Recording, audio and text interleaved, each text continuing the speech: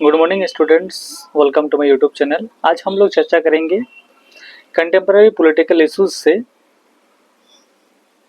आप लोग का सेकंड चैप्टर के बारे में। ठीक है, जिसमें से हम लोग एमसीक्यूज और साथ में कुछ इंपॉर्टेंट को भी हम लोग देख लेंगे। तो चलिए ज़्यादा देर ना करते हुए हम लोग शुरू करते हैं। Okay. क्वेश्चन है, who was the first elected president of Russia after the disintegration of union, Soviet union.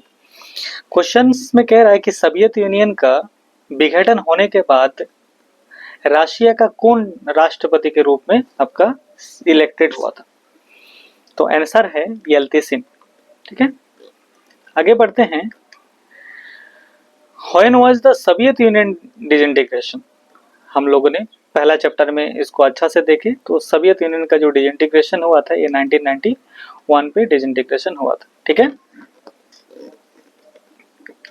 आगे बढ़ते हैं। Who establish the Commonwealth of independent Nations, यानी कि स्वतंत्र राष्ट्र के राष्ट्रकुल की स्थापना किसने की थी, है ना भाई।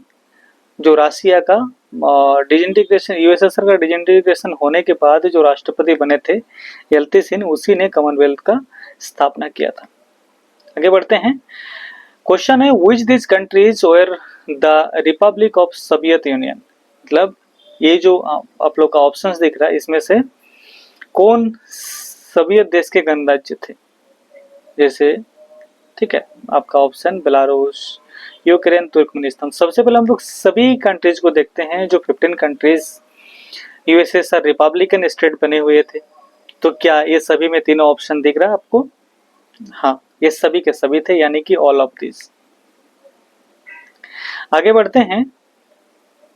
आप लोग एक नज़र इसमें डालेंगे क्योंकि मैप को मैंने आप लोग को ये इसलिए दिखा रहा हूँ कि दुनिया के जो भी देश थे उसमें कौन कौन सा देश डेमोक्रेटिक स्टेट में थे और कम्युनिस्ट कंट्री में कौन कौन सा देश थे सम्मिलित हुए थे, यानी कि कम्युनिस्ट आइडियोलॉजी को मानने वाले कौन कौन सा कंट्रीज हुए थे।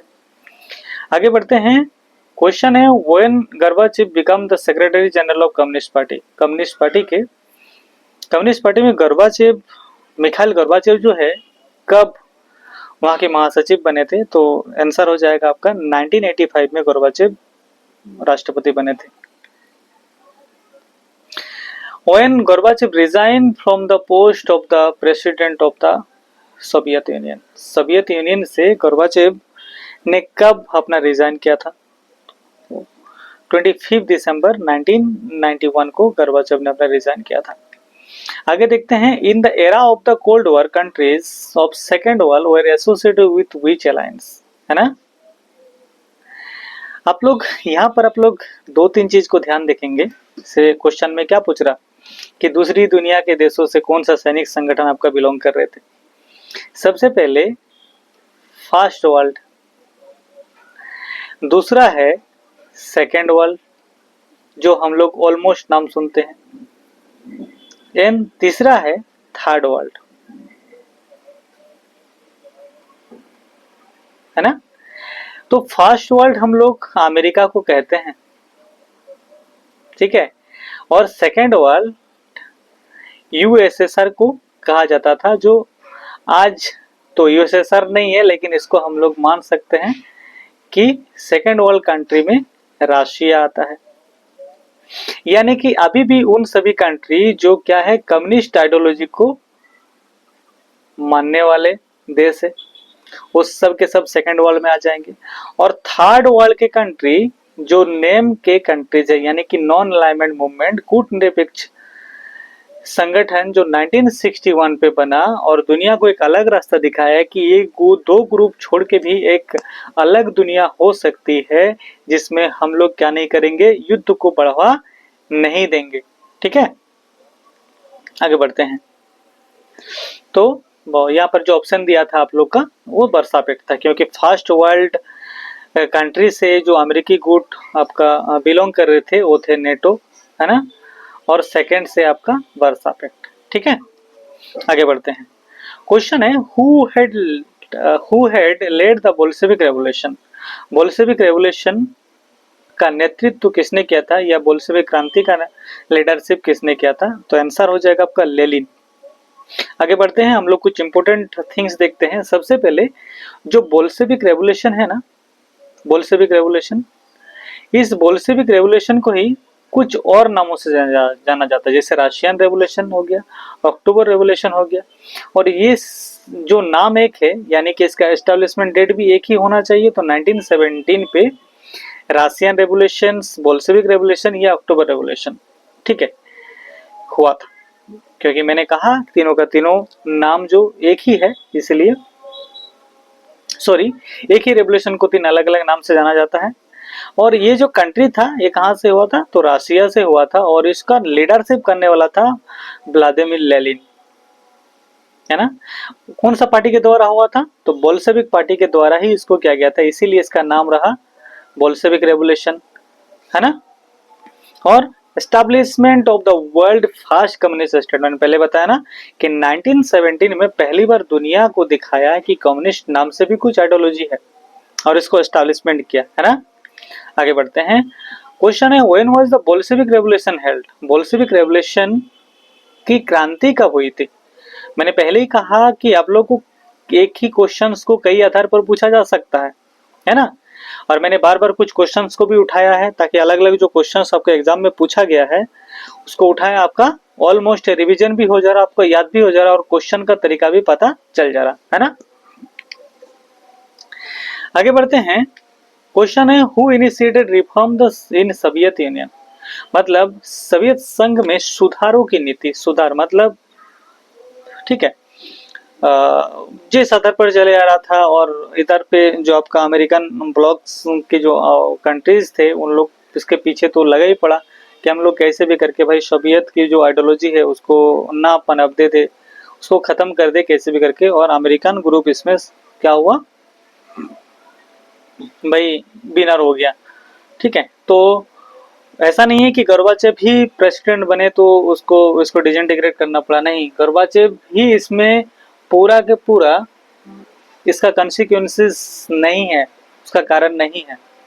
यहाँ पर कोई भी होता तो इसको करने के लिए वो मजबूर हो जाता, क्योंकि वो जो अलग अलग 15 कंट्रीज थे उन लोग ने मांग करना शुरू कर दिया था अपना सॉवरेन के, अपना फ्रीडम के, है ना।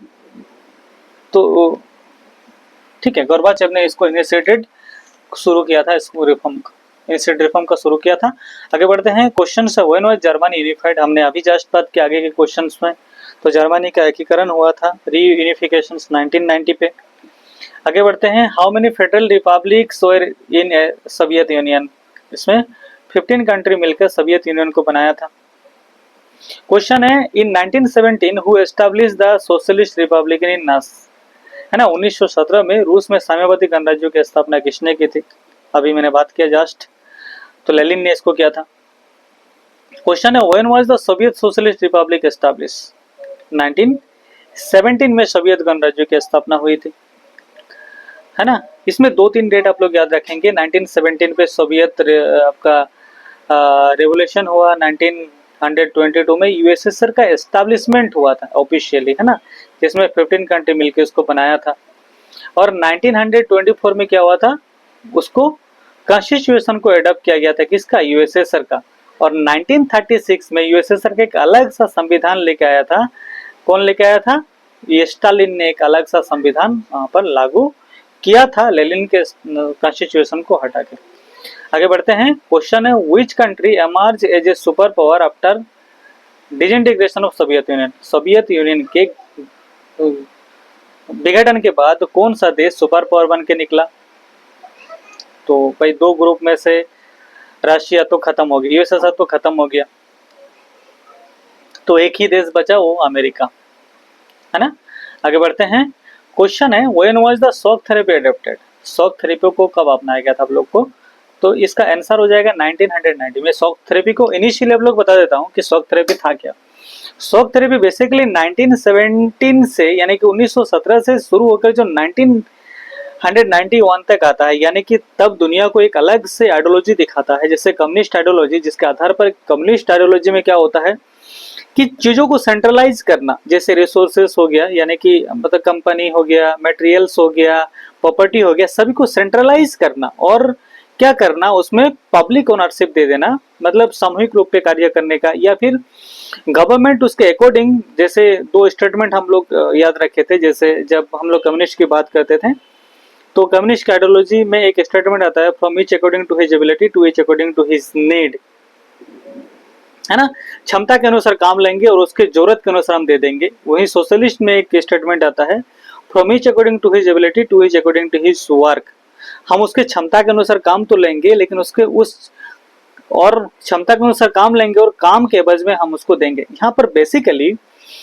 जो यूएसएसआर यानी कि कम्युनिस्ट की जो आइडियोलॉजी है, इसको बेसिकली फ्रीडम और मतलब इक्वलिटी के बेसिस पे इसको बनाया गया था, है ना, ताकि बहुत ज्यादा आपका रिचेस एंड पोर का मतलब अमीर और गरीबी का खाई ना रहे। बेसिकली आइडियोलॉजी बहुत अच्छा था, है ना, लेकिन इसको अच्छा से राइज होने नहीं दिया, अच्छा से एस्टैब्लिशमेंट होने नहीं दिया कैपिटलिस्ट कंट्रीज ने, है ना। आगे हम लोग बात करेंगे क्योंकि हम लोग के पास उतना समय नहीं है कि हम लोग डिटेल से उस सभी आइडियोलॉजी को बात करें, है ना, बाकी हम लोग अपना क्लास में इसको चर्चा करेंगे। आगे बढ़ते हैं। Who was the last president of Soviet Union, Soviet संघ के अंतिम राष्ट्रपति कौन थे? तो सोवियत संघ के जो अंतिम राष्ट्रपति थे ना, वो मिखाइल गोर्बाचेव ही थे, जो 1991 पे इसको खत्म कर दिया यूएसएसआर को, है ना, और अलग अलग गणराज्य बन गया। तो चलिए आज के लिए इतना ही, थैंक यू।